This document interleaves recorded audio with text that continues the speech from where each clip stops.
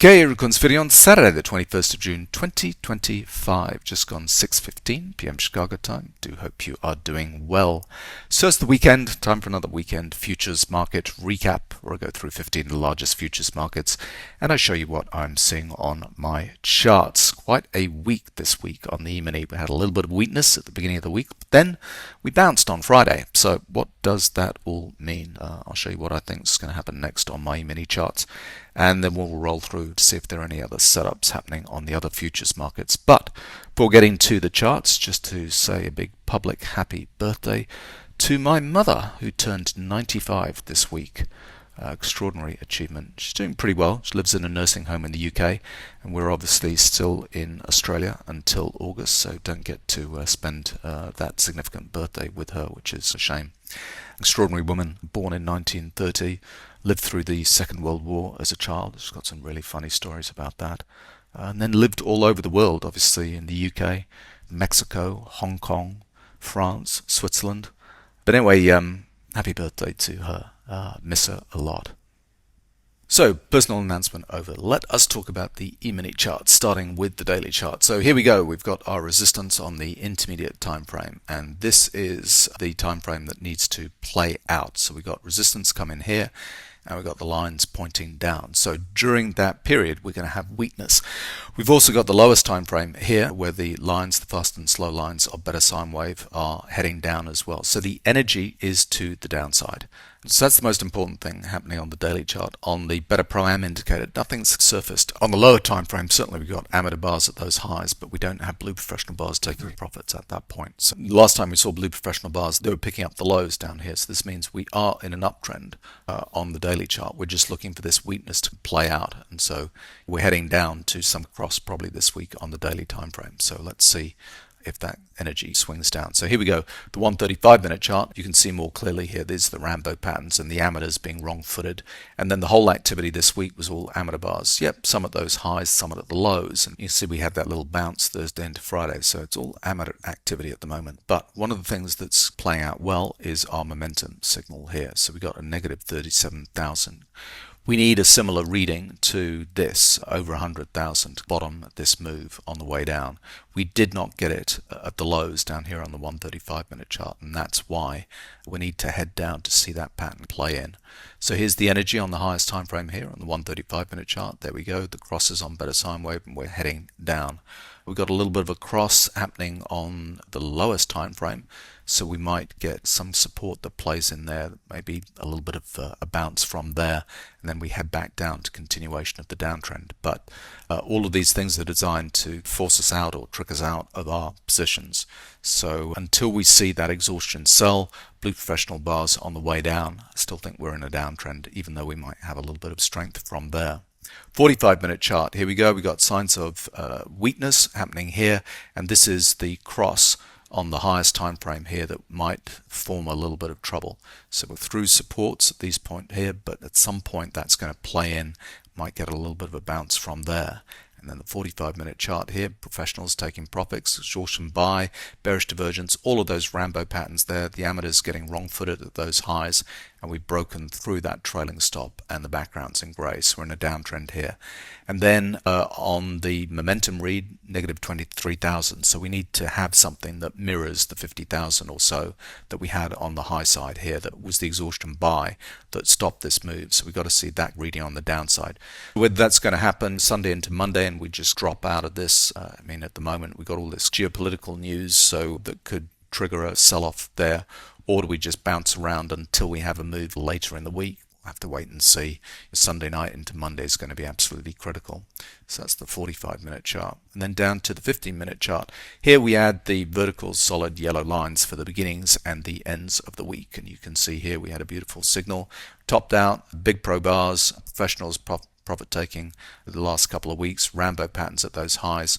We sold off initially, and then we had a bounce at the beginning of this week, ended up with a bearish divergence pattern right on the zero line, so we wait for the flush pattern. That came a little bit later. There we go, we sell off. Exhaustion sell is getting the move going at this point here. We have that island reversal, and we gapped up on the Thursday end of Friday, and then we've had that weakness so far. So negative 13,000, read on better momentum. We're underneath the trailing stop, no blue professional bars on this time frame. So we should head down and head down through that low that we made recently. But does it mean we're going to have a little bit of a bounce first and then head down? I'm not sure that's a critical level, but we got some big reads to see on better momentum on the way down at some point, and maybe we'll start to see those with this week's trade. Then lastly, the 13,500 tip bar chart. So this is day and night sessions. This is at ES, where we can see the overnight activity as well. And you can see here we go, 2 weeks ago, 10 days ago, we topped out, exhaustion buy, bearish divergence, blue professional bars taking profits at those highs. We sell off, we come back under the lip with this beautiful signal here. Look for these, they're really good signals. We got 2 in this pattern here, exhaustion buy under the lip here. All of that volume gets played to the upside. People are taken out on their stops, and then that enables the market to fall down. We had nice little stair steps trades, 3 of these happening this week. We have blue professional bars into that stair step trade. They were not taking profits. There were no blue professional bars at the lows. Here, here, here, here, or here. A little one here, and that's why we've had a little bit of a bounce. But all of these are classic stair step trades where, because the professionals haven't stepped in, we know that we're still in a downtrend. And so we've had a nice move here, here, and here. But Thursday to Friday as activity, blue professional bars stepped in. We've not had exhaustion sell on the downside. Trailing stop is still a fair distance away, so let us see if they're going to let us just break through these lows neatly and continue this move on the downside. So there we go, Emini charts, continuation of the downtrend, but is it going to come with a little bit of a bounce first before we head down? Do not know, but the 6,000 level is going to be absolutely key. Let us go to Euro chart first here. So last week's activity, we had blue professional bars into those highs, and then this week we broke below trailing support and we got sign of weakness happening here. No clear signal at those highs, but on this move here we've had a retrace with blue professional bars come in. No blue professional bars at these lows. This is a stair step trade. Professionals on that strength get in and go short. A little bit of strength at the close on Friday, but let's look for that to continue down and break through this little pivot low at 15.6 on the euro. British pound, same thing, weakness. We had better signals here with all these blue professional bars at the end of last week. We start to sell off. There's another of those classic trades where we've got an exhaustion pattern under the lip. It doesn't break the trailing stop and we continue down. Now here we got some blue professional bars taking profits at those lows, so we haven't got a signal at the moment, but that was a nice one during this week's trade. Aussie dollar has been frustrating because for me there's been no clear signals happening here. Yep, we got an exhaustion buy and a bearish divergence under the lip, which is good, but blue professional bars coming at the end of the week. Blue professional bars coming here. You know, let's see what happens with the Aussie, but for me it's a little bit of no man's land. Japanese yen. So we had the sell-off 3 weeks ago from this exhaustion pattern up here. Blue professional buys, sign of weakness, bang, we fall off, we test again with Rambo patterns into those highs, and we continue down. So we're in a downtrend at this point, but blue professional bars starting to come in and get interested. We've had some exhaustion patterns here. So let's see what happens to Japanese yen this week. 10 years, 2 weeks ago bottomed here. We've had exhaustion sell, bullish divergence, blue professional bars at the lows. No super high average trade size, just regular size blue professional bars, and none taking profits up here. But we've got blue professional bars taking profits at those highs. They weren't coming in at these lows, they were getting in at the end of the week. So that's interesting, and maybe this is a result of the bounce that we've had in equities. All of this strength in bonds was because we had sell-off effectively in the equities markets, and so it was a little bit of a risk-off trade. So let's see if that continues down, that was professionals selling that little rally and it continues down, but that's not great for a continuation of the uptrend in 10 years. Gold. Now gold, I'm in too early on gold. We had some nice signals, I thought, this week where, yes, we had some blue professional bars taking profits at these highs. We had nice signals down here at the lows. No exhaustion buy at that point. On this weakness, we had big pro bars step in. That's a lot of activity on the gold chart here at 3,400. And I thought this was going to hold. We started to break into an uptrend out of a little squeeze pattern, but then it weakened. And now we've had a stair-step trade here. We've got backgrounds in grey. Still don't think this is all over, but we need to break back above the trailing stop here above 3,400 to show that gold is really on the way. And I suppose gold's been doing well with the geopolitical news. So if we have some bad news out of Israel, Iran, gold could rally, equities could sell off, and bonds could continue to rally. But that's been the 2-week pattern. So let's see if we get a continuation of that this week. Silver, they were very keen at 35. That's all the blue professional bars getting involved here. On that weakness, we had blue professional bars step in again, 35.5 with an exhaustion sell pattern, and we rallied. But we ran out of puff at 37.5 with Rambo patterns here. No blue professional bars taking profits yet, and they're starting to get interested at the end of last week. So let's see if the stop trails down. No exhaustion sell down here, but it's back into that zone, that 35.5, 35.60 zone down here, where it was pretty interesting to the professionals. So let's see if we get this stop trails down and we break back up through 36 and a bit to keep going on silver. Bitcoin, again, Bitcoin similar to the gold chart. I'm in too early on Bitcoin as well.